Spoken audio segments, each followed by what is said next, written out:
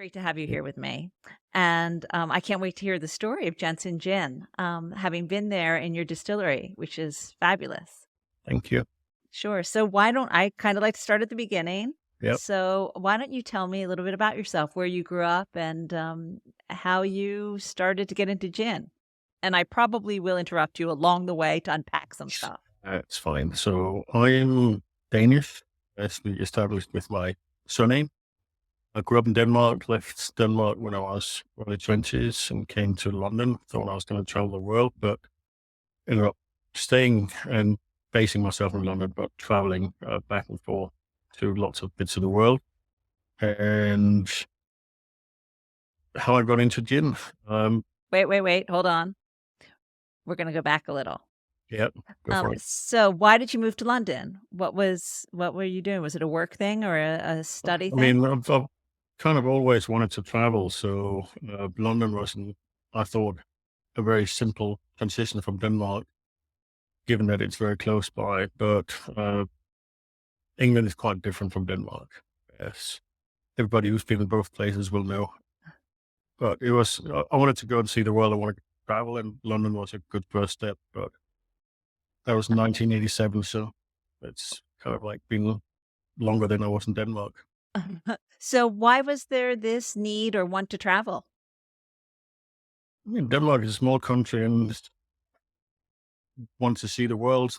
There's a big world out there, lots of things to see and explore. Go and find out what's happening elsewhere and see how people live and do things in other parts of the world. All right, so after London, where'd you So, decide to go? I mean, so I pretty much stayed in London the whole time, but I went to Tokyo in the late 80s after a couple of years in London for 6 months, came back to Denmark, worked in Denmark, then came back to London, and then back to Tokyo, back to London. And what kind of work were you doing? I studied engineering back in Denmark, and then I took a sabbatical in '86. Studied not that hard for the 3 years I studied, but had a good time. Learned learned enough, and I got a job as a software developer back in 1986. Worked in Denmark for a clothing company for a year. And when my sabbatical was up, I thought, why don't I go to London and find a job over there working in software? So I came to London, started working in software development here, uh, continued that path basically. Never went back to study again. And so what you drew you to Tokyo? Was it just a work thing at the first time? Well, the first time I met a Japanese girl in London, so I went to Tokyo, as many people do, Love. for love. So I was there for 6 months in culture shock and enjoying it a lot, but spending all of my savings that I had saved over the last couple of years after not being a student anymore, and decided to go back to Denmark and start working again and look at whether I should think about studying. But I ended up getting a job pretty quickly, and got into finance at that time. So finance tech was a thing that started back then. And so now we can go right into how you fell in love with gin. So Jin and I have a long history, uh, and I mean, being Danish, you're kind of expected to drink and like beer, but I never really got into that. I don't know what, like, how I didn't fit into that national model. So when I started going out as a teenager back in Denmark, gin was my go-to kind of thing, gin and tonic usually. So I that was my alternative to beer, and always was happy with gin and tonic, and gin. Clearly, over the years, after that, went from gin and tonic to cocktails in general. But gin has always been like a big feature in what I was imbibing when it was alcohol that I was consuming. Before you started making your own, which we of course will get into, was there a specific style of gin that you liked, or was it just a gin and tonic? And you I never mean, really thought about it? I mean, you kind of think about it and you don't think about it. When I was in Denmark back in the previous century, uh, until the like until after I left, I would have said that Gordon was the gin I was drinking, and it's a London dry gin. It's a clean, crisp. I mean, the reason I like Gordon's was because it was a nice flavor. It was not rough. It was easy to drink. It was pleasant. It worked well in the gin and tonic. It worked well with other things. You put it on to mix it with other things. So just a nice gin. There was more gins back then than there was by the time I got involved with gin for making gin. Uh, and what happened with gin is, as happens with lots of things go in cycles. There used to be a lot of gin distilleries everywhere, and lots of small distilleries doing things in a what we would today call craft gin way, or much more distributed. And at some point, the consolidation of businesses takes over and take control of that. Um, the big companies buy up smaller companies so they can sell more and they can own those brands as well. And by the time we get to about 2000, there probably was less than 10 gins available generally. And gin was just not a thing. People weren't drinking gin, people were drinking vodka, and all of the gin companies had been bought up um, by the big companies, and the big companies were not making gin in the same way as they had been made by lots of companies prior to that. And so when you get accountants to run things, and it's all money driven, then it becomes a different kind of product than it is if it's made by people who do it for love. Gordon specifically used to be made when I was a kid in London. They had some beautiful like gin distilleries in Islington. Right. You can find pictures of it, and that got bought up by one of the big companies. The production moved to Scotland, and that's where it is today. And I'm sure they're making good business, but in terms of the gin, I'm sure that it was, maybe my memory is wrong, but I'm sure it was better back in the 80s. How they did it then. Right. Well, I don't know. You can always find a bottle at one of the vintage bars and see if that's actually true. And that's kind of what happened to me in Tokyo. So I was All right. working in Tokyo in 2000 to 2002 for 2 years. And Tokyo is a lovely place. It's full of small and quirky businesses. It's uh, much more broken up into like different things than it is here. The big brands don't seem to be able to get the same control. I don't know what it is, but one of the bars I went into one night, I was making casual comments about gin not being as good as it used to be, and the bartender agreed with me. And from under the counter, he fished out gin from the 60s, Gordon's from the 60s, and Gordon's from 2000, which was on the counter, and let me taste the difference. And we all agreed that it was a different product, not just because of the age, but it was just a different product. It was made differently.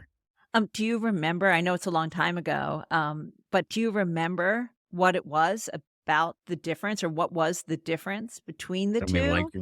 the one was smoother and more well balanced and nicer, easier. Like it was a well balanced and soft palate. It was a classic London dry gin. It was just nice. Uh huh. Whereas the one that was in 2000 was more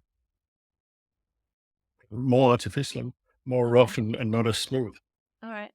And it felt more like an industrial product versus, I mean, it's a little bit like comparing a craft beer to Budweiser. Yeah. What's the difference? Mhm. So, and I'm sure that at some point, if you could compare Budweiser now to Budweiser, what it was when in the beginning, it would be a different thing as well. So, Of course, of course. Now, mm, after that fateful drink, did like your whole world it explode and was you say, it "Oh my was not God"? it was just not it wasn't just one drink. It was many drinks. So for the 2 years I was working there, I spent a lot of evenings and happy company in that bar drinking, not just Gordon's, but all kinds of old gin that he was very good at finding and Um, enjoying the experience of good quality old gin that was made with more TLC than the modern products. So and so I was going to say that was one big bottle if you were drinking that for 2 years. But the ones that he found after that bottle was finished,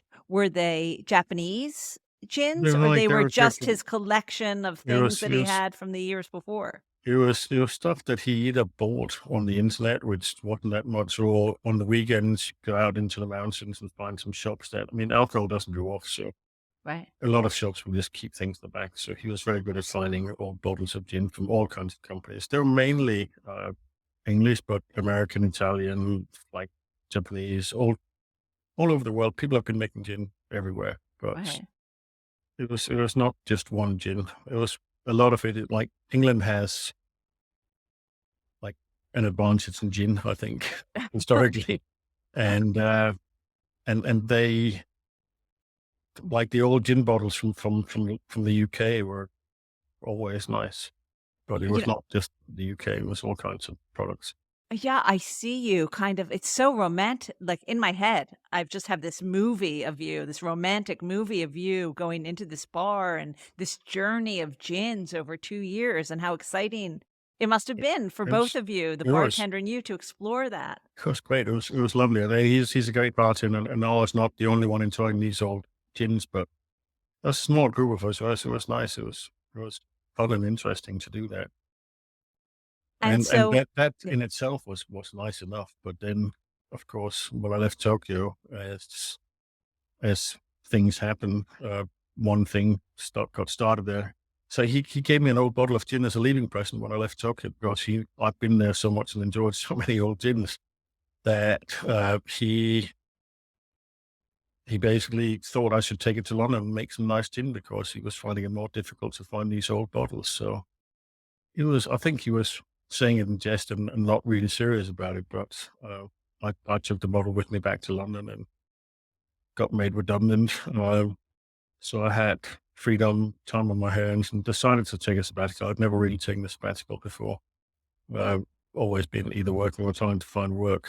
So the mental state of like taking a break was nice.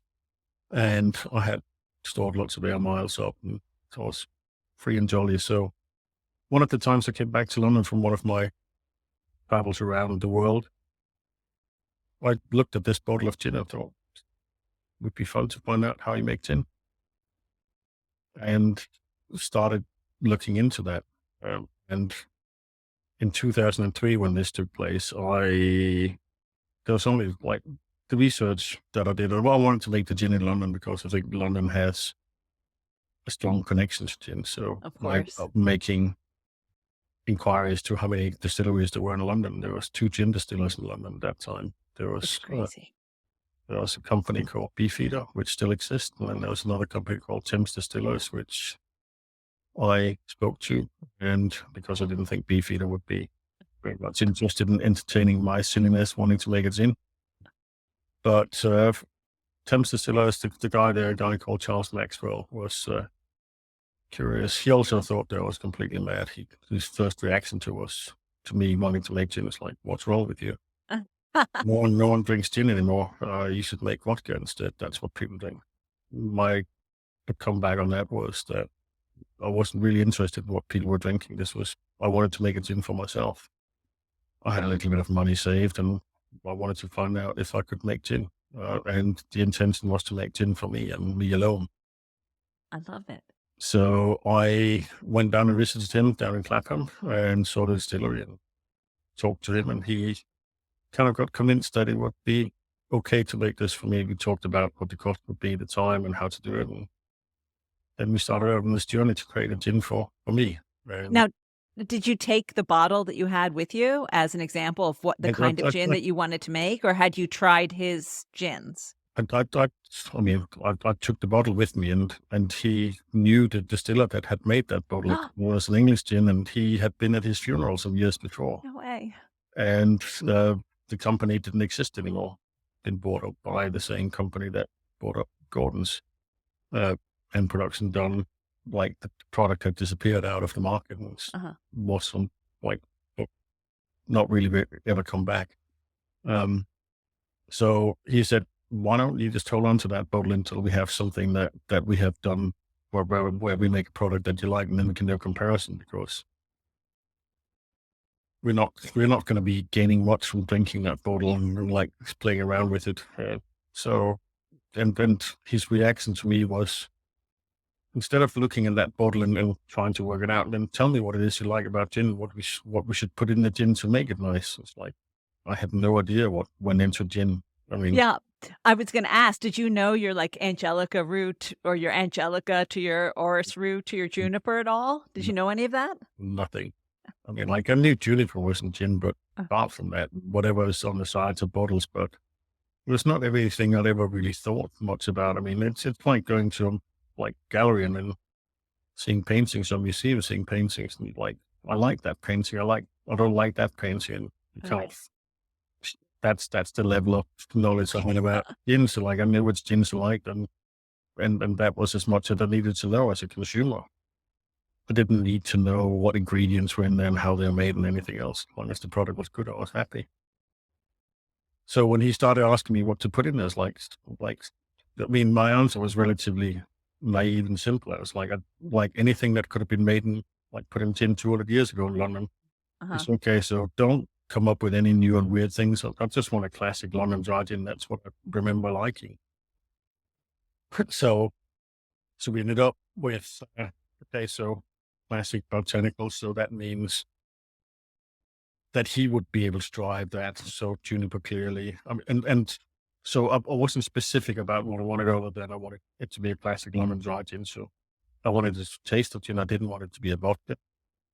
So that gave me some direction there. I said I like the citrus flavors on some of the gins, so like the citrus notes, but I didn't know what anything else like came from in gin at that point. So it was a naive conversation. And the bottle of gin I had with me from Tokyo was 43%. And he said, look, it's a good idea to, if you like the citrus notes, then we should make it more than 37.5%, which is the minimum. So why don't we just keep it at 43% as an ABV?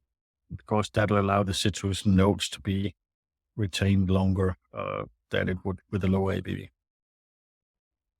So, and he said that, like, so if you like, you like it well balanced, you like a classic, you like it smooth, you like the citrusy, like, why don't we do this? So, like, I'll in my lab, we'll make 3 small distillations of something that fits what you've told me, and you can come back and try them, and then you can say which ones you like, and then we can work out what it is that you like and develop it. So, deal. So we made Alright. that deal, and we talked about the cost of that, and he was like, "It's no one's really done this before, so when you get to produce it, I assume you'll have me producing it. So we'll just take this as part of getting you to order some stuff in the future." So that sounded good to me. So no Yeah. money spending, and then he would be making some gin to try to fit my taste, which was perfect. So when traveling, I came back and called up Charles. It's like, Charles, what do you have? And come down, we have some gin, come and taste it. So I went down, tasted the gin. It's like, I like this one. Why do you like this one relative to that one? So I started to have to Yeah. try to describe which it was I liked, one versus another of the things that he put in front of me. So we started, and we ended up, so like, I like this of this one, I like this of that one. And at some point he's like, that's good.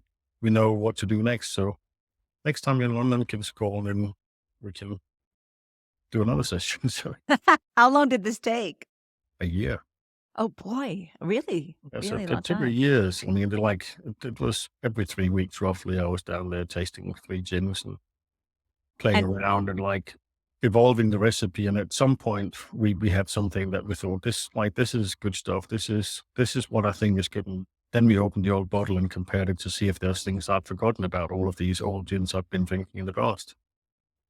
And we made some more adjustments, but at some point I basically had a recipe that this is like, this is nice gin.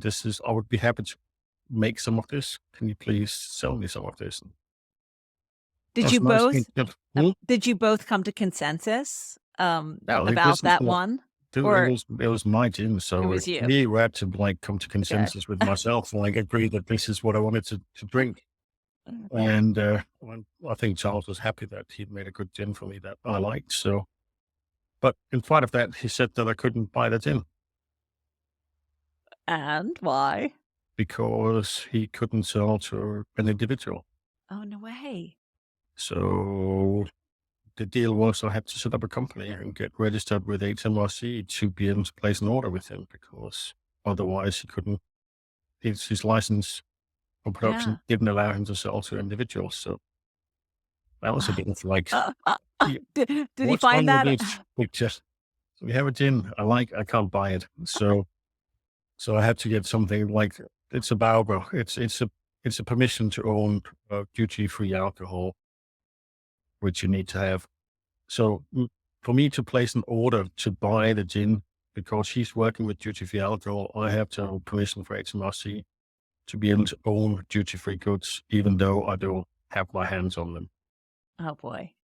So how So long did that take? it took some months because I had Okay. to register a company and then I had to apply Wow. for a license to own duty-free goods. And when I did that, as part of the process, they sent two people around to interview me for like 3, 4 hours, Oh, because no then way. it's must, like, it's a big business, selling alcohol for the government.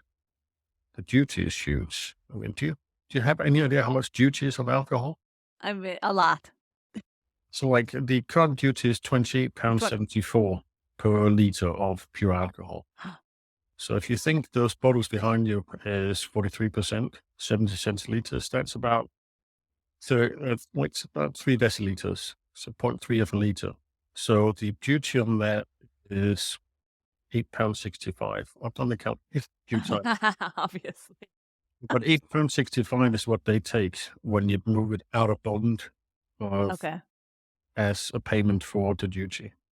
And then you pay 20% VAT on top of that. Right, if that And right. 20% VAT on the value of the gin that you create in the first place. But it's a huge portion of the price. If you think the cheapest gins you can get, they probably don't cost cost less than £8.65 in alcohol, but they probably cost £6 or £7 in duty and then VAT on top. So if you can buy a bottle for £10, it's probably cost very little to do the gin Yeah.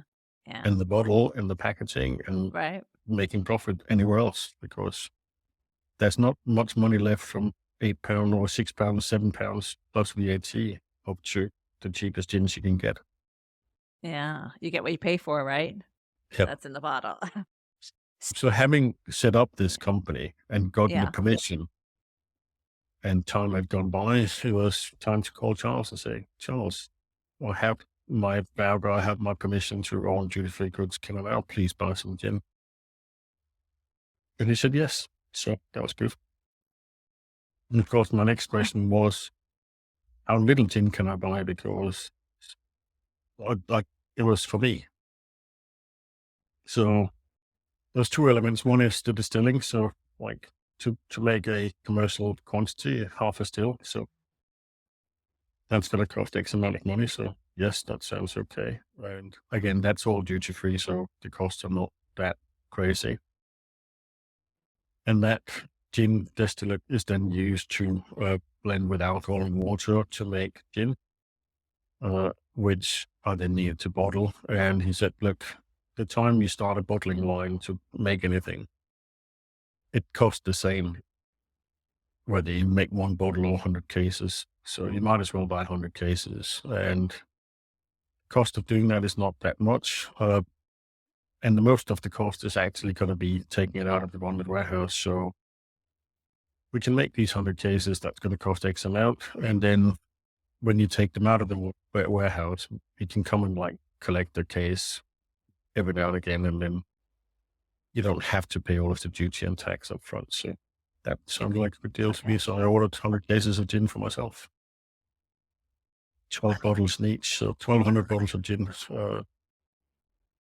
of my new recipe that I had worked with Mr. Maxwell to develop down at Thames Distiller, which was like, it was not what I had planned to start with, but it was where I ended up in 2004. So I had a company, And I had permission to produce free goods, and I had a gin that I had developed, and I ordered 100 cases. and when did you decide, "Okay, I'm not gonna drink all of this myself. Maybe I'll share it or sell it to other people"? So there's actually one thing that happened before that. So I go traveling again, and Charles says, like, it's going to be X amount of time before we're ready to do stuff. So couple of months goes by, and I get this call from Mr. Maxwell saying, so we have distilled your gin and we're going to bottle it in 3 weeks' time. What bottles are we putting it in? And this was then my prompt to be, what's wrong with you? Like, that's a silly question. You put it in gin bottles. What else would you put it in? And that's not how it works. You have to actually pick the bottles. And he said, why don't you come down to the distillery? The company next door sells bottles and they have things to stock. And that's the only stuff that you can actually get in time for us to bottle it. So I went down to Blackham to visit Charles, the glass company next door, bought and looked at the bottles. And the ones you have behind you are the bottles that they have in stock, the clear bottles. And I like them. They're square. They're like, for me, they're classic gin bottles. It is actually an old Johnny Walker shaped bottle. Oh, yeah, it So, is. Sure, yeah, I yeah, mean, yeah. Johnny Walker used to be made in those So it's bottles, but everybody used to make them back then, and I liked the shape. So I thought my job was done. So I was out of my chair on my way out, and Mr. Maxwell said, actually, we also need labels. It's like, come on. Like, I just wanted some gin. What's all of these difficulties? So he said, well, for us to bottle it, we have to put a label on it because when a bottle of gin is consumed, you need to be able to know basically like what's the name of it, who's producing it, so you can find the person if there's something wrong with it in and it needs to be recalled or anything happens. You need to know the quantity and the ABV of the liquid in there. And that has to be on the bottle. Everything else is optional, but you can't put things that is going to make you smarter or more intelligent or more beautiful. That is illegal to put on the label. So he gave me the rules for how to make a label. And then he also gave me a phone number and an email address of the company that could make it in the time and he said, don't play around with colors because if you start playing around with colors, it's going to take longer than they can get right. So stick with black and white and then keep it simple. So that was fine. So I had my recipe for a label and I went home and called up one of my friends in Copenhagen, who is a graphic designer artist, and asked what he was planning to do that evening. He didn't have any plans. So we ended up making a plan for making a label that evening. So the first label got designed pretty much overnight by me and my friend in Denmark and the recipe from Charles. And And is it it was very similar to simple. was it Very basic. similar to this one?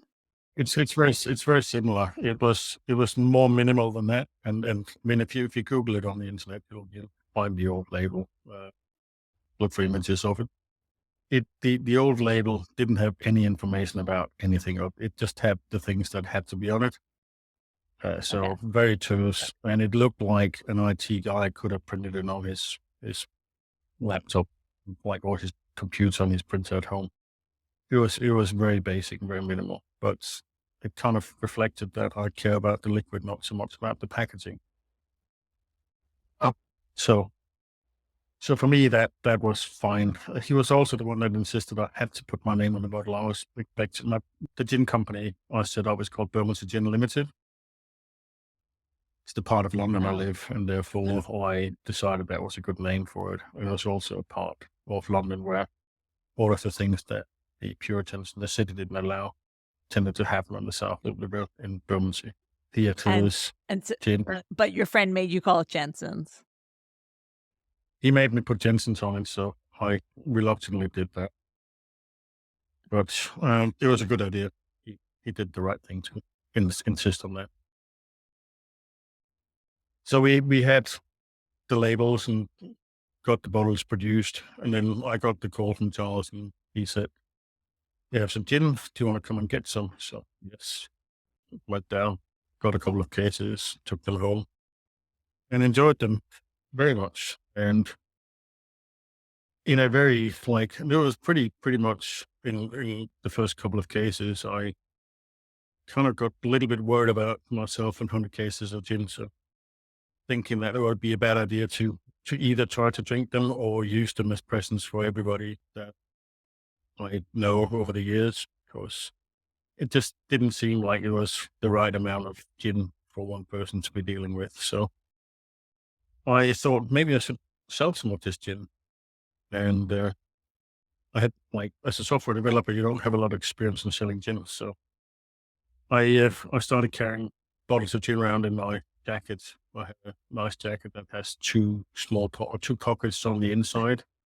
Yeah. Basically, if you have a normal jacket and there's pockets at the bottom and the outside, on the inside there were some inside pockets that could fit a bottle of gin each. So, and it was like one of those jackets where people like have 400 watches that they open up and like, here's the watches. I had two bottles of gin in my jacket. Uh, what was I'd go into shops and restaurants and bars and say, "How do I make gin? How do you buy gin?" Chicks like, "Where do you get your gin from?" I was trying to find out. So, and then in 2004, when I went into a bar and said, "I'm making gin," it's like everybody was like, "Wow, that's interesting. Why do you do that? No one makes gin anymore. That's very strange." So it was easy to go and like get people interested in hearing my story back then. So no, it was nice to have that. But most of them, like they're buying from this company or that company. There was not really any easy ways, and like the shops were curious, but again, like not really interested in buying from a single guy walking around with two bottles of gin in his pockets. And I ended up going to Borough Market, which is local to where I live as well. And in there, I found a shop that sold wine, and in the basement of the wine shop, they had a little alcohol store. And I went there one Friday night and asked if they wanted to sell gin. I don't think they really wanted to, but I left a bottle for them to try. And next morning I came back and asked if they tried it, and they hadn't. Surprise, surprise. Uh, but one of the owners was there, David, and a French guy was the wine person, and a journalist was there. So I asked them um, to taste it, and you can see that they were not really that interested in tasting gin, but uh, managed to get the bottle open and managed to get them convinced to try the gin. And the owner, who was clearly the key person, was sitting on a chair, and when he got this little small plastic cup with the gin, closed his eyes and sniffed at it, and then he tasted it and kept his eyes closed during the whole thing. And then 20 seconds later, he opened his eyes. Like, this is amazing. This is gin just like I remember from being a kid. It's like proper London gin. Uh, they're going to sell it. So that shop in Bar Market, which still exists, called B Dales and B Dale Street, was they basically decided to sell my gin on that Saturday morning. And they sold most of the 100 cases starting in 2004. So did you continue making it then? Did you realize It's like, it was, I mean, again, this was not planned. It was just going with the flow. So, and it was interesting. I mean, like I was working, or traveling or doing stuff. But when I went to the market on Saturdays or for a market, I'd go into the shop and go down to the basement. And my fear usually was that they were selling gin to some unsuspecting person and telling all kinds of stories about this mad person making gin. They were still telling all kinds of stories that clearly it was good marketing and good sales, but I had no idea what they were saying. I didn't want to get dragged into a story about stuff that I had no idea what the context was. So there was no script for any of this. So it was quite funny, but they did a great job on making a success out of my gin. And it was nice because back then there was not that much marketing and not that much social media. So finding out when people were making comments about my gin on the internet was relatively straightforward. So I could see that there was a liking for it, that people enjoyed it, and it was people were interested in. So when the 100 cases started running low, it was very tempting to just call Charles and ask him to make some more. So we made some more, and kind of like snowballed from there. And when did you decide it was time to have your own distillery? And that was quite a bit later. So many people over the years kept telling me I should make my own distillery. I mean, it seemed like a good idea. I had a very qualified company making it for me that been very instrumental in making my recipe for me. They did a fine job. It was like I didn't need to invest anything. I had companies that sold my gin for me. So again, that was relatively straightforward. So it was a nice and easy side business to have, a good hobby, a fun kind of project to do, and it gave me good reasons to go to nice bars and talk about gin, which clearly I enjoy. Right. So not until I mean, Sipsmith was a big thing. It happened in 2009. Like started making gin, and gin was starting to be a thing. Right. And then in 2012, I can't remember what year it was, but basically my birthday in 2012, I decided to buy a still for myself for my birthday party, and to sign up for these under the Railway Arts is where you've been. Yeah. So it was in 2012 that happened around like June when my birthday is. Yeah, that's and if you think of that, that's 11 years ago. Gin still was just starting to become what this craze that it is now. It was really, you know, It was still early, it was still those early days. Yeah. but at that point I'd been making gin for 7, 8 years Right. already. So it was kind of weird. But and the distillery was a fun thing as well. I mean, when I started thinking I should do it, I started doing some research, where to buy a still. I talked to Charles as well and found out so they have some stills from a company called John Doe, Hmm. and they were in English, like they used to be the Rolls Royce of gin stills, and there's still gin stills out there that were made from them in the past. Uh, and of course, I wanted to have something that was similar to what they were using because it impacts the product when you move from one production area to another production area. So getting a still, which was relatively a copy of what they had, Right. was desirable. Plus, it was a classic London still, which fitted in with me trying to make gin in London, which I still believe is the right place to make gin, at least for me. Maybe Um, not for everybody, but so the romantic in me wants to know, was it hard to kind of break up with Charles? I mean, like it was a very, I mean, yes, it was, and like it was, but it was not acrimonious or difficult in any way like that. It's like, oh, don't think I should start my own distillery. Sounds like a good idea.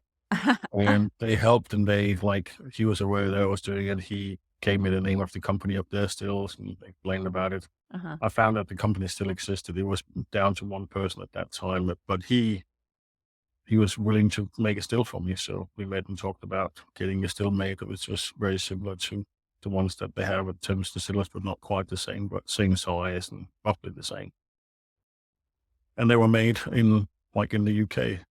Most of the metalwork in Kent, but bits and pieces from other companies made it up. So, and when we got the still finally in like a year and a bit later, uh, we had all of the permissions and licenses and what have you that we needed. The deal was to go to Thames Distillers to make gin with them to see how they were doing it. And we learned how to distill from them, Uh-huh. to distill gin from them. And we also, all of the ingredients the first time we distilled came from them. So we basically got all of the juniper, coriander, and rice root, angelica, and so on and so forth from them.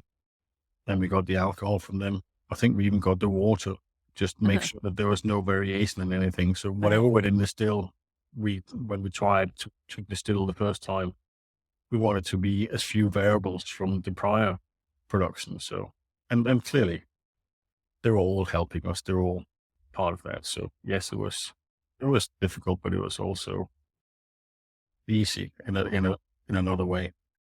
And now there are 2 bottles behind me. Now Mhm. one is your London Dry and one is the Old Tom. So I was wondering, when did you decide to start creating the Old Tom? The autumn happened much before my distillery. It happened back in 2007, 2008. Oh, super And early. so, Gosh. yeah, I think I was the new autumn, but not by a long time. Basically, one of my friends in the area in the industry was saying, look, vodka sales are falling and continuing to fall, and all of the big producers are looking for an own age spirit to start making. Gin is what they're going to start doing.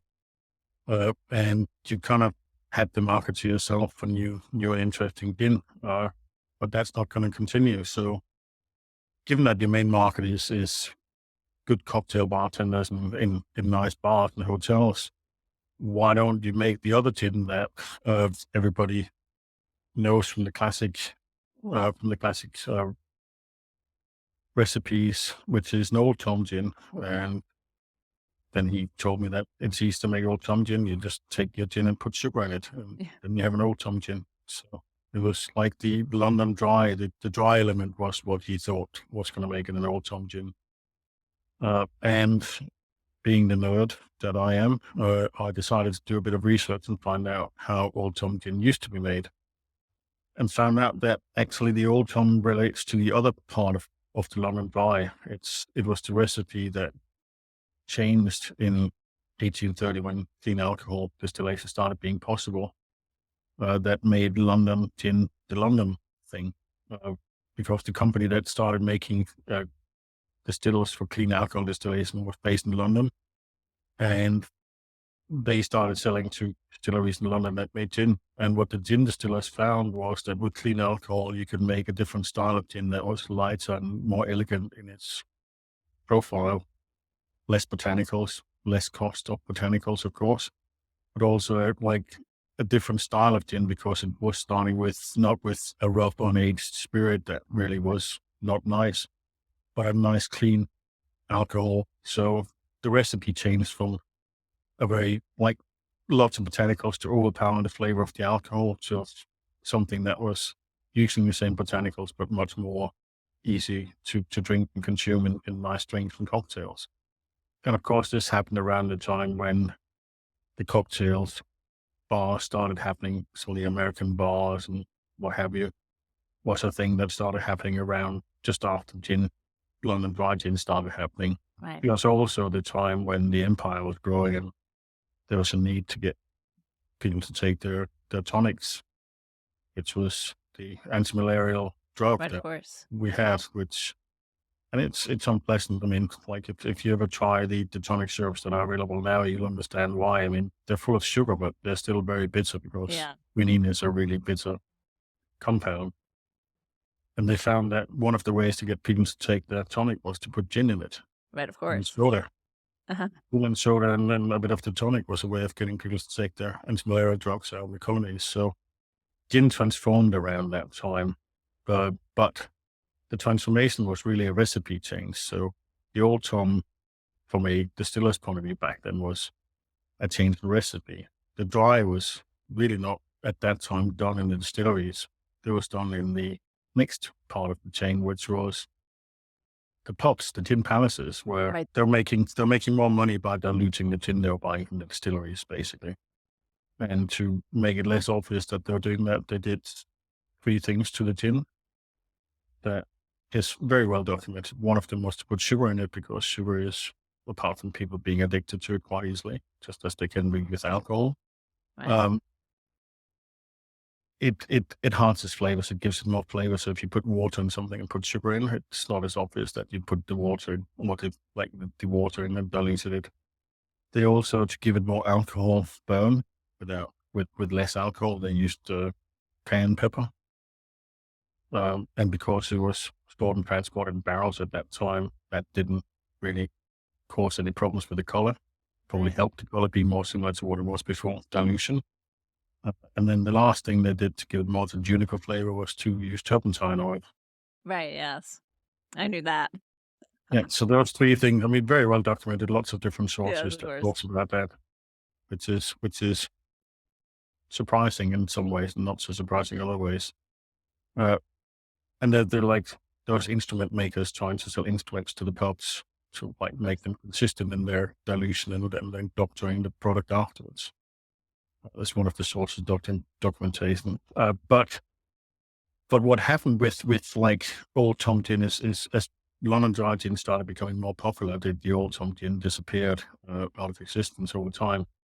I think mm, there was still Old Tom being made up in the 60s, maybe 70s, but it was very much Yeah. smaller quantities than it was London Dry gin. London Dry gin basically took over Yeah. completely. Uh, and the thing that happened that confuses this like the sugar or the dry is that when the Parliament in the UK decided back in the 1860s that gin should be sold in bottles and not in barrels anymore, Right. then the like then the preparing of the bottles became the part of a new job in the distilleries that they had to bottle things. And of course, they had four things they had two recipes: the Old Tom recipe and the London recipe.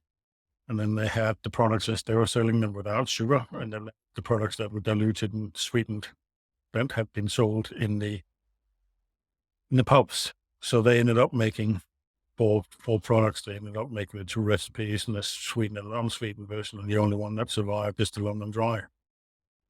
So the Old Tom gin I have is an Old Tom Dry, if you want the two elements of the name. So the Old Tom relates to London, and the Dry relates to the Dry. But from a legal point of view, there's a lot of regulations about what a London Dry gin is, and there's no regulations about what an Old Tom gin is. So my interpretation of Old Tom gin is based on my research and finding a distiller's notebook from the 1840s and finding a old recipe that I could use. Whereas other people can do whatever they want with what they call Old Tom gin. So I try to be historically accurate with my product rather than creating some more interesting product for sales and marketing purposes. Now, you said you found it in a book. Were you looking for a recipe and just happened upon one for an Old Tom gin that you decided to use? I was trying to find out how Old Tom gin was made, and there was not a lot of information available. But I, being an IT guy and being good at googling and researching and finding things on the internet, I found books, I found documentation about gin production from back in the time, but I also found that one of the companies that have been bought by one of the big companies had given all of the family's records to the London archive in the area of London they lived in. So I thought I should go and have a look at what they'd given to the local archives, which was a bit of a nightmare because no one had ever heard of it. So there was another goose chase around town trying to find out where these records actually were. Managed to locate them in the end, and there was amongst the gems there a distiller's notebook where he was making notes of what he was producing day by day. So took pictures of lots of stuff from there, including the recipe that is the Old Tom recipe. I feel like it was meant to be. In some ways it was, but it was also, I mean, it was a lot of work finding it, but it was also interesting creating an Old Tom gin that is, I mean, there's like, if it had been exactly the same flavor and taste as the dry gin, it would have been pointless. But the main thing historically is Old Tom gin would have been made with dirty alcohol. I did try that. It's not worth experimenting with. Trust me. You want the clean alcohol. So the recipe is the difference. That's the only difference between the two. I mean, technically, I could probably get away with calling the Old Tom gin a London Dry gin as well, because it follows all of the rules and regulations for a London Dry gin, potentially with the exception of the main flavor having to be juniper, but that's always a very subjective judgment. Of course. Now that you have this in bottles, have you seen your Mhm. friend, the bartender in Tokyo, and taken him a few of the bottles? I've seen him many times, yes, and he likes the gin a lot, so he's very happy with it. And at some point, I'm sure I'll find an importer in Japan that's going to be able to sell it to him on a regular basis. Oh, that's so bad. He's I very thought you happy were with gonna it. say it's his house gin now, and, it's I mean, coming and he going buys it and he from. gets it. So he the Japanese market is difficult to get into. It's a relatively closed area to sell alcohol in Japan. So I'll get there. I was just about to do it before COVID, and then became quite difficult to go back to Japan. So, hopefully, one day it will be his house pour when it can be sold in Japan. when it can be sold in Japan, it'll definitely be his house proof. There's no doubt about that. So, what is the future of Jensen's gin? Do you feel that you need to produce any more? Or are you just happy what you're doing and you're going to leave it the way it is and just have the two? Or are you going to explore and do some more stuff? So the future for Jensen's gin is many different things. I mean, I'm very happy with the two gins that I've been making for a while. So they'll definitely continue. Every now and again, I think I should make some other gins as well, some other distilled gins. Um, maybe strength one is one obvious one. Maybe another flavor is another one that would be interesting. So I have a couple of ideas, and it'll probably happen at some point. But I'm quite slow in developing new things, so that might take some time. Um, the other thing that happened to me over the years is I kind of, when I was doing research on gin and gin history, noticed that pretty much all the distilleries used to make four other gins on top of what the gins that they distilled are. So they pretty much all used to make sloe gin and damson gin and lemon gin and orange gin. And having had access to responsible quantities of gin and borough market meant that I started buying fruits and vegetables and flavors in borough market and putting in gin to make lots of different infusions. And most of them are quite interesting and nice, but they've mainly been for private consumption. And then slowly we've been making a little bit of it that we sell in the distillery, but it's not really super commercial. And I think that over time we will be doing some infusions that the problem I have with infusion is sourcing the botanicals, the flavors. So whether it's apples or pears or rhubarbs or oranges or lemons, I want to know where they come from. I want to know the history of them, and I want to have a steady supply of them, uh, so that I can make a quality product that's as consistent as can be when you're dealing with a natural ingredient, which we will do. I also and finding that has been difficult. So we are working with somebody who has a good supply of quality fruits and vegetables that we will be using to make infusions. So I can see infusions being part of what the future is. And I think that's the main thing. We've been doing cocktails as well, but cocktails happened. We started making pre-mixed cocktails probably 8, 9 years ago.